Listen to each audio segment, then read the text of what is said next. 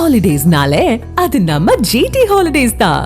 GT holidays, south India's #1 travel brand.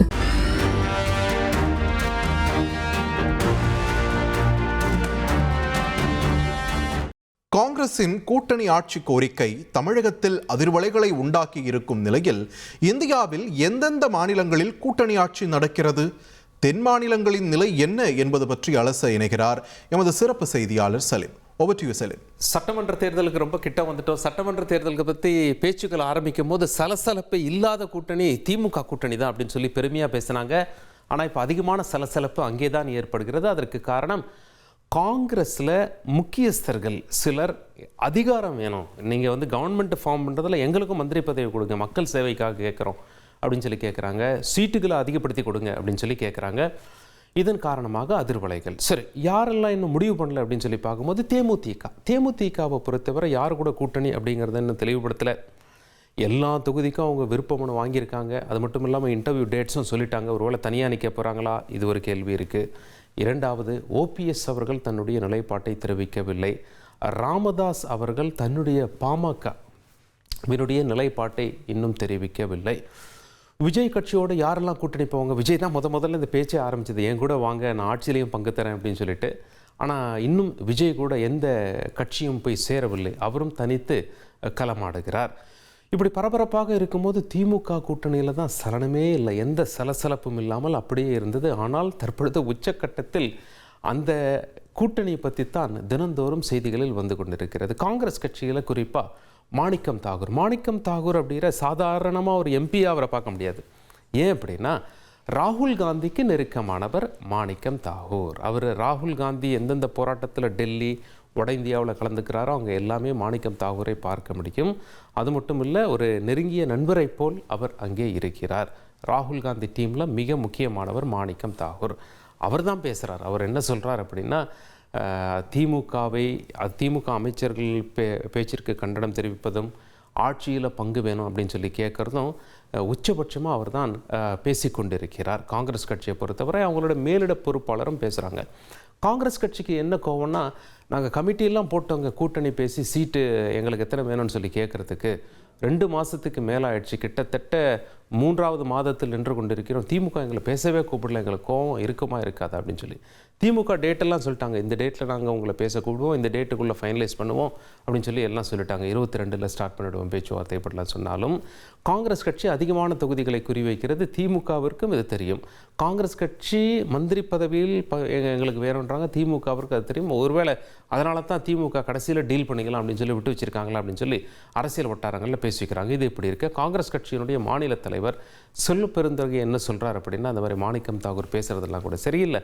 நான் கட்சி விவகாரம் தொடர்பாக பேசுவதற்காக காங்கிரஸ் கட்சியின் தலைவர் மல்லிகார்ஜுன கார்கேவை நான் சந்திக்க பெங்களூர் செல்கிறேன் அப்படின்னு சொல்லி பெங்களூர் புறப்பட்டு போயிட்டார். மல்லிகார்ஜுன கார்கே அவர்கள் வாரம் அவருடைய சொந்த மாநிலமான கர்நாடகாவுக்கு வருவார். அங்கே தான் வச்சு பேச போகிறாங்க அப்படின்னு சொல்லி தெரியுது. சரி, இதெல்லாம் இப்போ நாம் சொன்னதெல்லாம் உங்களுக்கு லேட்டஸ்ட் தகவல், என்னென்ன நடந்தது அப்படிங்கிறது ஸ்டார்டிங்லேருந்து லேட்டஸ்ட் வரைக்கும் இப்போ நாம் சொல்லிட்டோம். ஒரு சலசலப்பு இருக்கிறது, என்ன ஆக போகிறது அப்படின்னு சொல்லி பார்க்க வேண்டியிருக்கோம். இந்தியாவில் யாரெல்லாம் இப்படி கூட்டணி ஆட்சி செய்கிறாங்க அப்படின்னு சொல்லி பார்த்துடலாமா? அதில் காங்கிரஸ் கட்சி எத்தனை மாநிலம் அப்படின்னு சொல்லி குறிப்பாக நாம் பார்க்கணும்ல.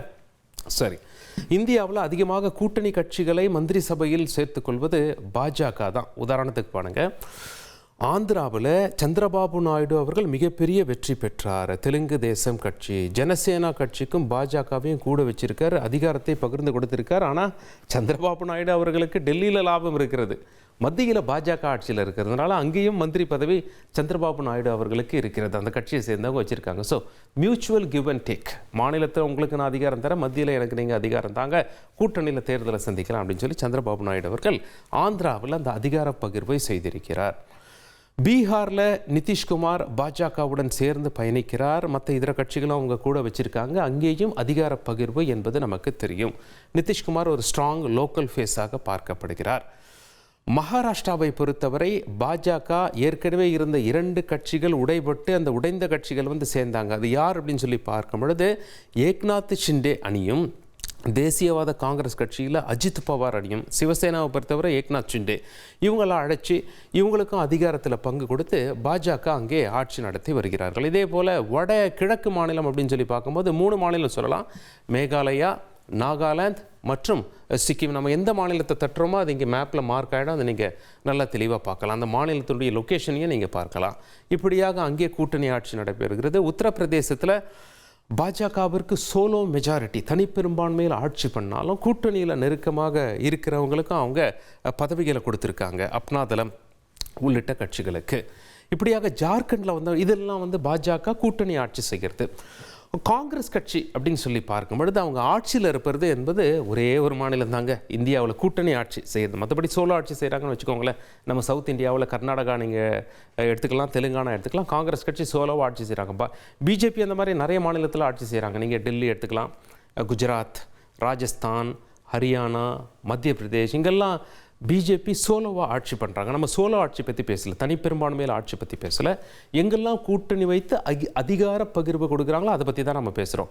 பிஜேபி லிஸ்ட் ஏற்கனவே பார்த்துட்டோம். இப்போ காங்கிரஸ் ஆளும் மாநிலம் அப்படின்னு சொன்னால் வெறும் ஜார்க்கண்ட் மட்டும்தான். ஜார்க்கண்ட் முக்தி மோர்ச்சா அங்கே ரொம்ப சோரன் அவர்கள் ரொம்ப ஸ்ட்ராங்கான தலைவராக அங்கே பார்க்கப்படுகிறார். காங்கிரஸ் கட்சி அவரோடு கூட்டணி வைத்திருக்கிறார்கள். அங்கே கூட்டணி ஆட்சி நடைபெறுகிறது. இதை தாண்டி காங்கிரஸுக்கு ஒரு பெரிய ஹோல்டு இருக்குது அப்படின்னு சொல்லி கூட்டணியை பொறுத்த வரைக்கும் நாம் சொல்ல முடியாது. கேரளாவில் பாருங்கள், எல்டிஎஃப் இடது ஜனநாயக முன்னணி அங்கே ஆட்சியில் இருக்காங்க. சிபிஎம், சிபிஐ, என்சிபியில் சேர்ந்தவருக்கும் அங்கே மந்திரி பதவி கொடுக்கப்பட்டிருக்கிறது. காங்கிரஸ் தான் அவங்க எதிர்த்து களமாட்டுறாங்க. அதனால் அங்கே காங்கிரஸ் வரல. இந்தியாவில் ஒட்டுமொத்த மாநிலத்தில் காங்கிரஸ் கட்சி சில மாநிலங்களில் தனியாக ஆட்சி பண்ணுறாங்க. கூட்டணி என்று வரும்போது ஜார்க்கண்டில் அங்கே கூட்டணி ஆட்சி நடக்கிறது. இதை தவிர பெருசாக ஒன்றும் காங்கிரஸ் கட்சியின் அதிகார பகிர்வை நாம் பார்க்க முடியவில்லை.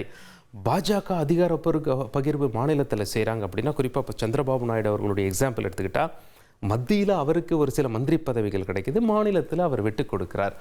அரசியல் வல்லுநர்கள் என்ன சொல்கிறாங்க, மத்தியில் ஆட்சியில் இருப்பவர்களோடு மாநில கட்சிகள் ஒரு ஒப்பந்தம் போடுவது இயற்கையானது. ஏன் அப்படின்னா, மத்தியில் அவங்களுக்கு மந்திரி பதவி கிடைக்கும், மாநிலத்தில் கொஞ்சம் மந்திரி பதவி விட்டு கொடுப்பாங்க. ஆனால் மத்தியில் எதிர்கட்சியாக இருந்து கொண்டிருப்பவர்களோடு இங்கே சீட் ஷேரிங் ஒப்பந்தம் என்பது நிச்சயமாக மாநிலம் கட்சிகள் தயக்கம் காட்டும் தானே.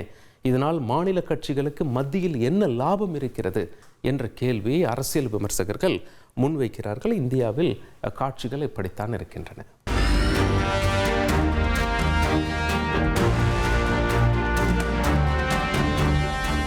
ஹாலிடேஸ்னாலே அது நம்ம ஜிடி ஹாலிடேஸ் தான்.